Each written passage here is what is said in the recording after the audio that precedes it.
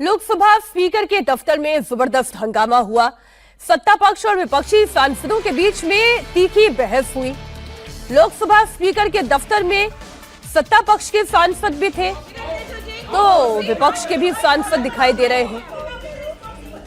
अब कौन कह क्या रहा है ये पता करना बड़ा मुश्किल हो रहा है, क्योंकि दोनों तरफ से लगातार तीखी बयानबाजी हो रही है। अब ये दो तस्वीरें हैं आज के दिन की, ये दो तस्वीरें मैं आपके सामने रख रही हूं।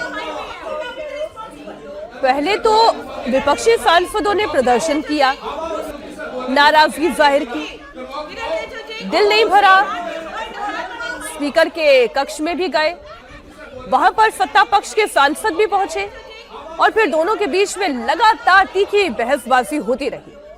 अब कौन कह क्या रहा है, क्या आरोप लगा रहा है, क्यों ये आरोप लग रहे हैं, क्यों ऐसी स्थिति पैदा हुई कि गद्दार करगिल युद्ध के शहीद, इस तरीके की चर्चा क्यों हुई। एक बार फिर आपको सुनाती है जो बहस हो रही है और प्रियंका गांधी ने क्या कहा वो भी आप सुनिए।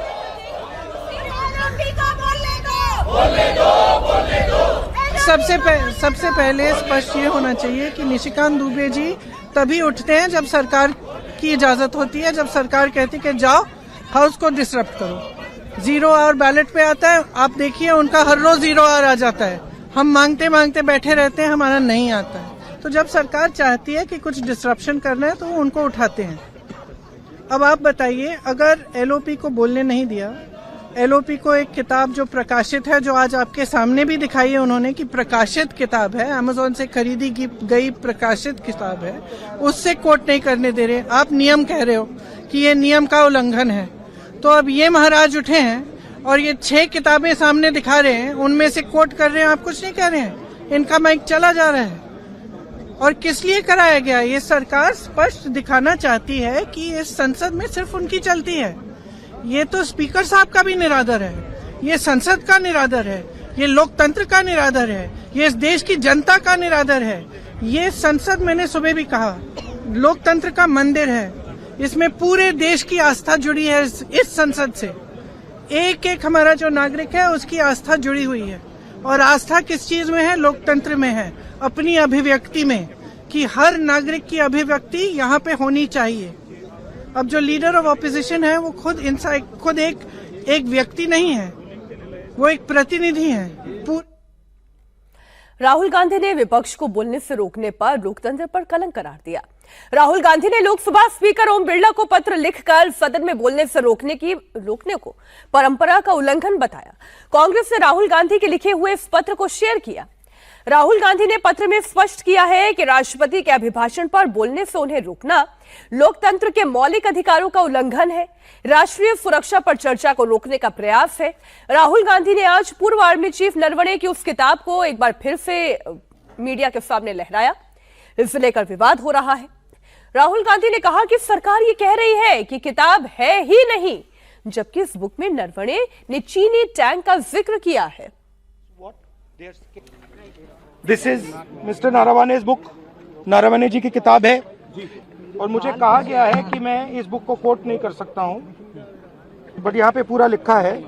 यहाँ पे मेन लाइन है जो प्रधानमंत्री ने कही, जो उचित समझो। जनरल नारावाने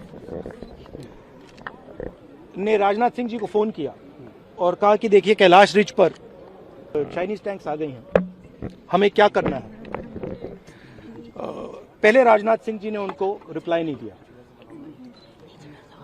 उन्होंने जयशंकर जी से पूछा, एनएसए से पूछा, राजनाथ सिंह जी से पूछा, कोई रिप्लाई नहीं आया। फिर उन्होंने राजनाथ सिंह जी को फोन किया। राजनाथ सिंह जी ने कहा कि मैं टॉप से पूछता हूं। राइट, ऑर्डर था, स्टैंडिंग ऑर्डर था टॉप का कि अगर चाइनीज फोर्सेस अंदर आएंगी तो उनपे बिना हमारे पूछे फायर नहीं करना है। नरवणे जी और हमारी जो आर्मी थी, जो सेना थी, वो उन टैंक्स पर फायर करना चाहती थी क्योंकि वो टैंक्स हमारी टेरिटरी में आ गई थी। नरेंद्र मोदी जी ने मैसेज दिया कि देखिए जो उचित समझो वो करो। मतलब नरेंद्र मोदी जी ने अपनी जिम्मेदारी पूरी नहीं की। उन्होंने आर्मी चीफ से कहा कि देखो भैया, आपको जो करना है करो, मेरी बस की नहीं है। और आर्मी चीफ ने साफ, नरवणे जी ने साफ लिखा है इसमें, आई फेल्ट रियली अलोन, मैं बिल्कुल अकेला था, I was abandoned by the entire establishment. This is what they are scared. I don't think PM will have the guts to come to the Lok Sabha today, because if he comes, I'm going to give him this book. So if PM comes, I will go physically and hand him this book so he can read it.